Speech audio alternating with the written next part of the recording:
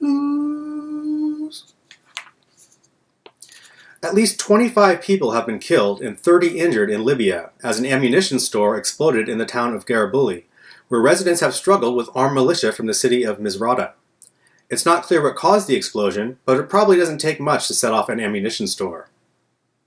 As the so-called Brexit referendum comes up for a vote on Thursday, the largest public debate about whether the UK should leave or remain in the European Union is underway at London's Wembley Arena.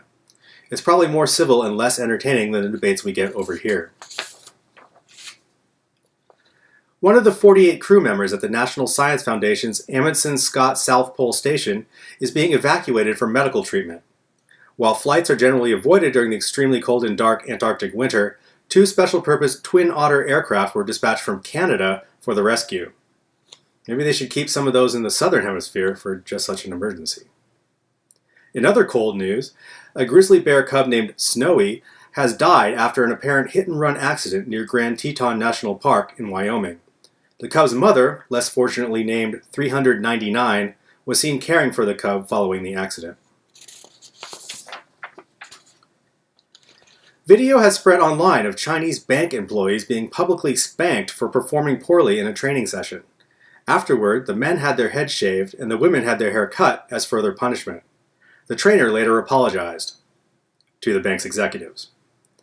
In other Chinese cruelty, an estimated 10,000 dogs and cats will be killed and devoured during the 10-day Dog Meat Festival in the southern Chinese city of Yulin.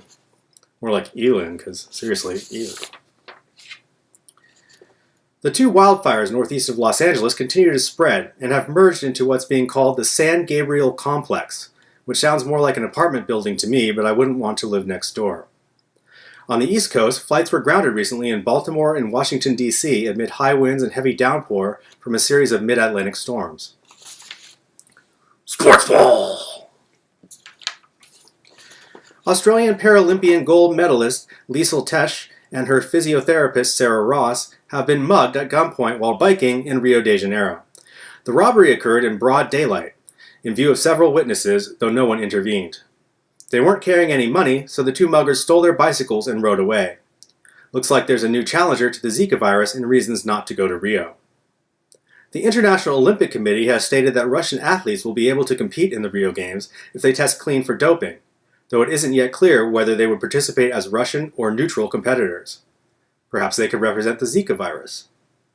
Up next on The Internet, a Japanese perspective on Donald Trump. For Rob Haswell, Tom Walks, Stephanie Baricello, and the rest of the team at WITI-TV, Sheboygan's weather experts, that's the news. Torso I've heard.